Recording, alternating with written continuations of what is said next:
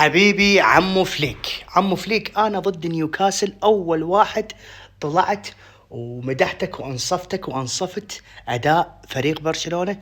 بسبب شنو؟ بسبب لأن أنت رجعت دفاعك وظليت تنوع، مرة دفاع متقدم، مرة دفاع متأخر، مرة رجعت 11 لاعب، مرة تلعب على المرتدة، مرة تضغط. حلو التنوع بكرة القدم، بس مال أنت عندك إصابات بالهجوم وتلعب دفاع متقدم. شنو كان اللي ينقذ برشلونة ذاك الموسم؟ قوة هجوم برشلونة، لأن قد ما يستقبل أهداف يقدر يعوض ويسجل.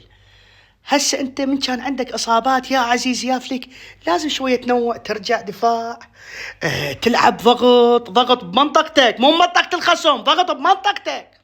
يعني البرشلونيين هم اخوتنا، لازم نحكي عن لسانهم، لازم شوية نريح قلوبهم.